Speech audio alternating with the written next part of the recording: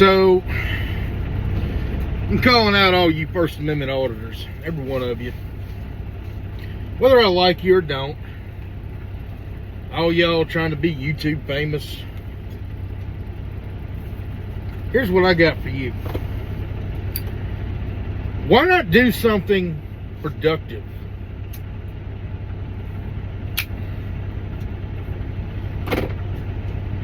There's so much corruption. And all y'all want to do is walk around taking pictures of public buildings just to piss off the police. Y'all want to sit there and take pictures of squad cars and correctional facilities and other government buildings. But rarely do I see y'all actually making a public records request that would actually make a difference. Oh, I've seen y'all go in there and y'all want the SDS sheet, or you know, y'all walk in there and ask for their salaries and things like that. Why not go find a case? Police brutality. Why not go find how short they are and what they're doing to retain officers? I'm not anti-cop by any means. I'm former law enforcement myself, proudly. But what I want to know is why y'all aren't doing something that means something to somebody.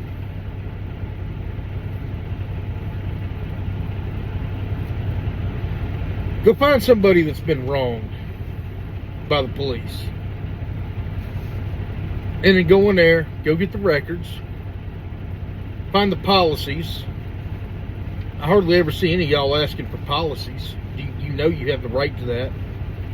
I'm fighting a case in Mississippi.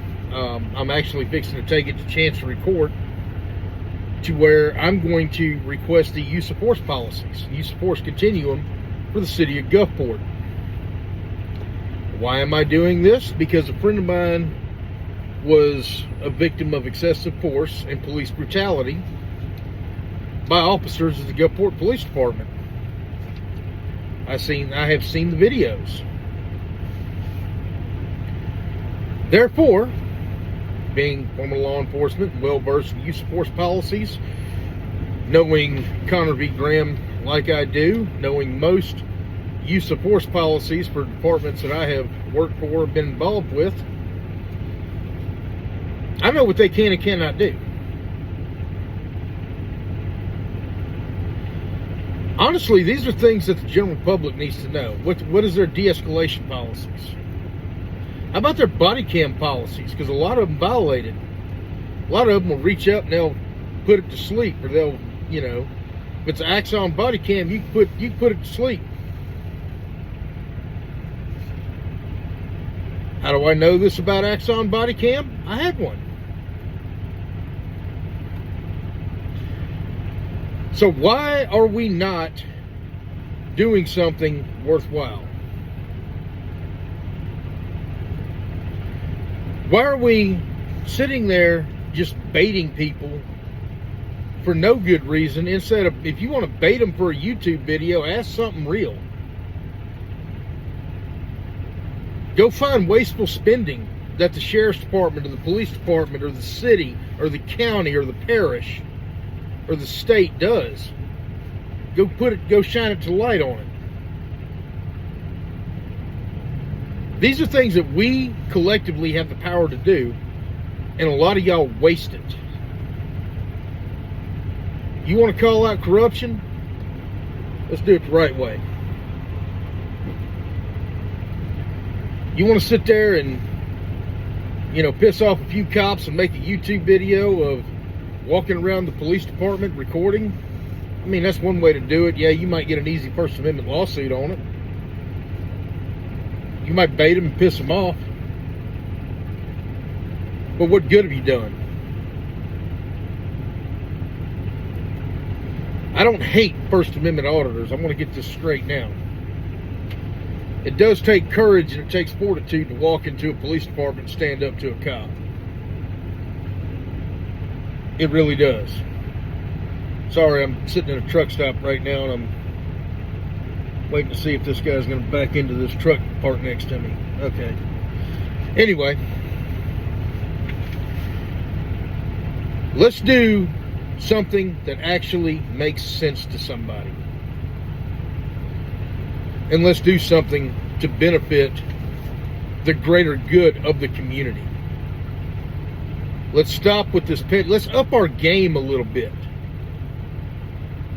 Again, nothing against First Amendment auditors except the fact that y'all annoy me with the petty bullshit.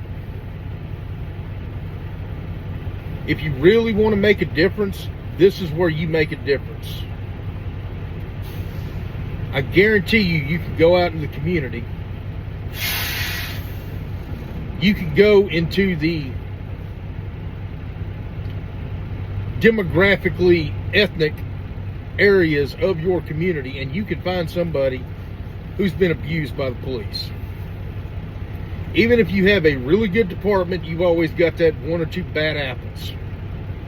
No matter how big or small your department is, you always got at least one that has done something stupid. And I'm not saying that officer is necessarily a bad seed. I'm not saying they're not.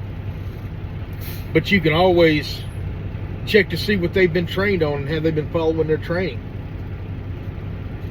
A lot of cops will use qualified immunity. Well, guess what? You know, the quickest way to break qualified immunity is to do something that you were not trained to do.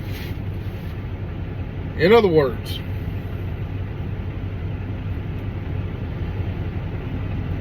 a lot of departments don't teach chokeholds.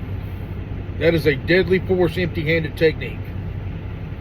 So if you find somebody that gets into a fight with a person who is passively resisting and they use a chokehold on them, well, that exceeds their use of force training. That violates policy. That also invalidates their qualified immunity in a lot of cases. So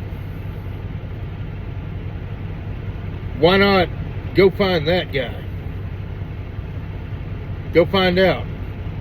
I guarantee you go in there, well, you know, I hadn't had any encounters, but hey, Bubba over here has had quite a few encounters with Deputy Smith, and Deputy Smith has done this, and this. Oh, okay. So you go talk to Bubba, and you find out, yep, you know what? I refused him a search, and I was guilty of POP, which is pissing off the police. And because of this, he grabbed me by the neck, snatched me out of my truck, and threw me on the ground. Told me I couldn't tell him that he wasn't going to search my car. I mean, these are things that we have the power to call out. And then, if the police department violates your public records request, now you have a valid claim that is actually beneficial to the community, and it would garner a whole lot more respect than just walking around with a camcorder, walking around the police department lobby, telling them that you have the right to film. Or walking into the library, telling them that you have the right to film. If you're going to have the right to film, use it. I'm 100% in favor for y'all having a right to film. I want you to film. I will tell you that every encounter with law enforcement or any public official should be on camera. 100%. And make sure you have audio going too. Sometimes they'll mute their body camera. My ideal setup would be to wire my car or my truck to have audio and video 360 degrees around it. That way I pick up what's being said. If they say, hey, step to the back of the car for me, sure. If they put me in handcuffs, okay. We're still recording. We're still listening. They want to illegally search my car? Okay. Now you're on camera. They want to plant evidence like that cop down in Florida did, that deputy sheriff in Jackson County, Florida, several years ago. Game on. I got you. You're on camera. Don't be a waste. Do something real.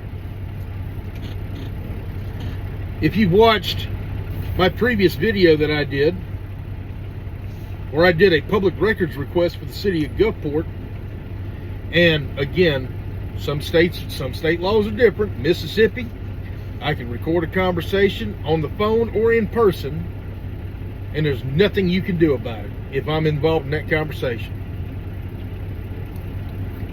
It is a one-party state.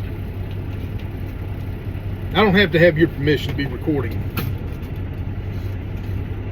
So if you live in a state like Mississippi, like I do, where you have the right to record, use it. And you don't have to have a camera in their face. I'll stick my iPhone in my pocket right here.